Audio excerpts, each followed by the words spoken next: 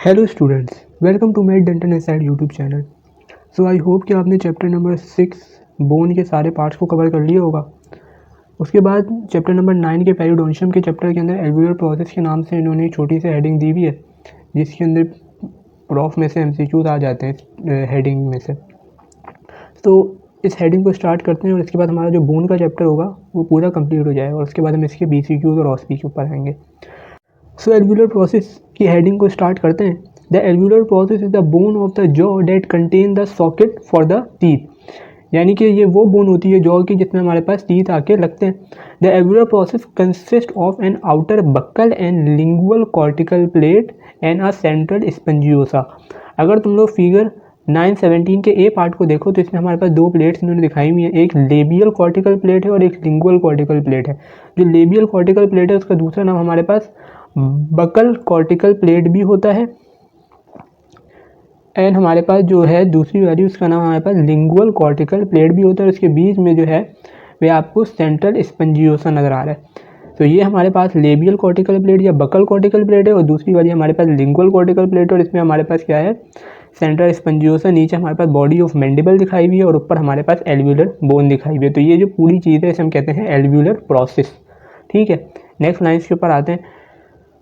And a bone lining the alveolus, which is alveolar bone, the cortical plate and alveolar bone meet at the alveolar crest, usually 1.5 to 2 millimeter below the level of the cemento-enamel junction on the tooth। तो ये बात कर रहे हैं कि जो हमारे पास labial cortical plate है वो एल्वियोलर प्रोसेस से जाके मिलती है एट द cemento-enamel junction और द alveolar crest के लेवल पे। Alveolar bone comprises inner and outer component. It is perforated by many foramina which transmits nerve and vessels. Thus it sometimes is referred to as the cribriform plate। अच्छा, अभी जो cribriform plate इसका ये है कि ये बता रहे हैं कि जो एल्वियोलर प्रोसेस है या एल्वियोलर बोन है ये परफोरेट हुई होती है, इसमें बहुत सारे फोरामिना और होल बने हुए होते हैं। वो किसके लिए होते हैं? क्योंकि इसमें से हमारे पास नर्व और वेसल ट्रांसमिट कर रही होती है। तो ये क्रिब्रिफॉर्म प्लेट की ऐसा डायग्राम इसके अंदर तो नहीं है, मैं आपको एक और डायग्राम से इसको दिखाता हूँ। तो अगर आप ये वाली डायग्राम को देखो तो ये आपको टीथ नज़र आ रहे हैं और इसके नीचे हमारे पास है एल्वियोलर प्रोसेस जहाँ पे एल्वियोलर बोन होगी। ये तो यहाँ पे आपको देखो बहुत सारे होल्स नज़र आ रहे हैं, यहाँ पे हमारे पास फोरामिना नज़र आ रहा है। तो इस वजह से इन फोरामिन्स की वजह से हम इसको क्रिब्रिफॉर्म प्लेट भी कहते हैं। अब क्रिब्रिफॉर्म प्लेट जब आप general anatomy head and neck पढ़े होगे तब इथमॉइड बोन के अंदर भी होती है। सो उस वहाँ पर भी क्रिब्रिफॉर्म प्लेट होती है और जो एल्वियोलर प्रोसेस है इसको भी हम क्रिब्रिफॉर्म प्लेट कहते हैं। सो नाउ नेक्स्ट लाइन्स के ऊपर आते हैं। Radiographically, alveolar bone also is referred to as the laminar dura because of an increased radio opacity. This increased radio opacity result of the presence of thick bone without radiculation that X-rays must penetrate and not the increased mineral content। तो basically होता ये है कि जब इसको हम radiograph में देखते हैं एल्वियोलर बोन को तो ये हमारे पास रेडियो ओपैक नज़र आती है। सही है, क्यों होती है रेडियो ओपैक? क्योंकि इसके अंदर मिनरल कंटेंट कम होता है। ठीक है, तो इस वजह से इसका दूसरा नाम देते हैं विच इज़ लैमिना ड्यूरा। तो ये अगर आप ये लाइन देखो ये हमारे पास है जो एरो दिखाया हुआ उन्होंने which is lamina dura. Now next lines के ऊपर आते हैं। उसके बाद ये बोल रहे थे bone directly lining the socket inner aspect of the alveolar bone specifically is refer to as the bundle bone embedded with this bone are extrinsic collagen fibres of bundle of the पीडियल।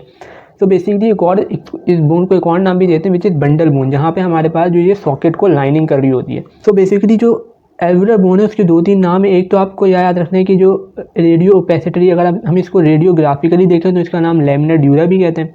उसके अलावा हम इसको cribriform plate भी कहते हैं क्योंकि हमारे पास nerve और वेसल यहाँ से ट्रांसमिट कर रही होती है। उसके अलावा इसका एक और नाम होता है which is bundle bone. Bundle bone क्यों कहते हैं? कि जो पीडियल फाइबर के जो बंडल्स होते हैं, कोलेजन फाइबर बंडल, वो भी इसमें से पास हो रहे होते हैं। ठीक है, तो नाउ बुक के अंदर तो यही चीज़ें थी जो आपको पता होनी चाहिए एल्वियोलर प्रोसेस के बारे में। उसके अलावा 1-2 पॉइंट्स और हैं जो आपको पता होने चाहिए और जो हमारे BCQs के लिए इंपॉर्टेंट है। सबसे पहला पॉइंट कि जब टीथ लॉस्ट हो जाते हैं तो जो एल्वियोलर प्रोसेस होता है वो ख़त्म हो जाता है। ठीक है, उसके अलावा जो एल्वियोलर प्रोसेस है हमारे मैंने बात की थी, 2 इसके पार्ट्स होते हैं। एल्वियोलर बोन प्रॉपर होती है और एक सपोर्टिंग बोन होती है। अगर तुम इस डायग्राम को देखो, ये वाली डायग्राम को, यह टूथ है, सही है, इसके नीचे इसका सॉकेट और ये हमारे पास पूरा एल्वियोलर प्रोसेस है। अब इसके 2 पार्ट्स हैं, एक है एल्वियोलर बोन प्रॉपर और एक है सपोर्टिंग बोन। वो बोन जिसने टीथ को लाइन किया हुआ है which is alveolar bone proper, और उसके अलावा जितनी बोन है which is the supporting bone. अगर आप इस बराबर डायग्राम देखो तो ये हमारे पास है एल्वुलर बोन प्रॉपर, और उसके नीचे की जो बोन है उसे हम कहते हैं सपोर्टिंग बोन। तो ये 10 के अंदर नहीं लिखा हुआ, लेकिन हमारे BCQs के अंदर पॉइंट आता है। उसके अलावा आपको ये चीज़ पता होनी चाहिए कि एल्वुलर बोन की डेवलपमेंट कैसे होती है, कौन किससे बनती है alveolar bone at the development of teeth. तो ये डेंटल फॉलिकल से अराइज होती है। क्या होता है कि जो डेंटल फॉलिकल के सेल्स हैं वो डिफ्रेंशिएट होते हैं ऑस्टियोब्लास्ट के अंदर, और वो हमारे पास मैट्रिक्स बनाने शुरू करते हैं बोन का, विच इज अनमिनरलाइज मैट्रिक्स। और बोन सबसे पहले बनता है विच इज ऑस्टियोइड। उसके बाद ऑस्टियोब्लास्ट आते हैं। ऑस्टियोब्लास्ट जो होते हैं वो इस मैट्रिक्स को बनाते हैं, उसके बाद उसके अंदर ट्रैप हो जाते हैं और ऑस्टियोसाइट्स बन जाते हैं। हमने पूरी बात की हुई है।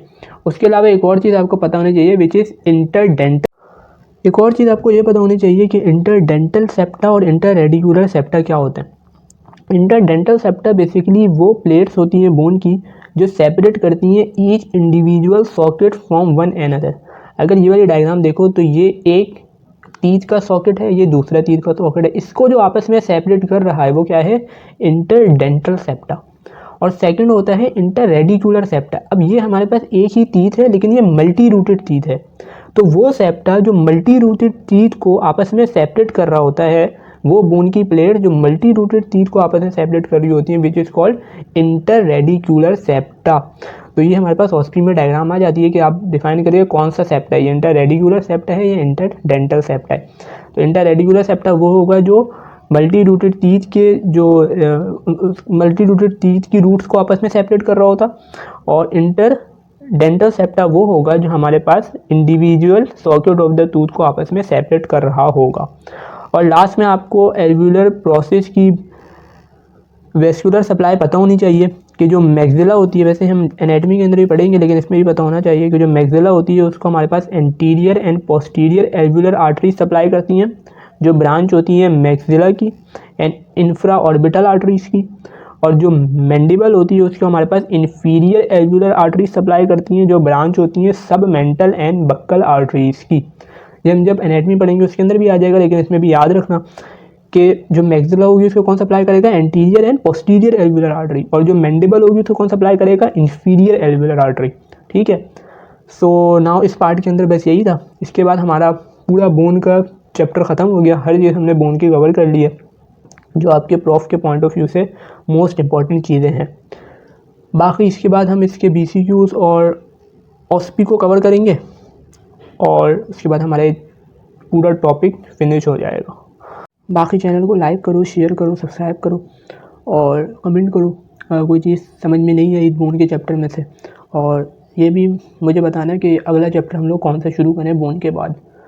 सो अल्लाह हाफिज़, बेस्ट ऑफ लक, बाय।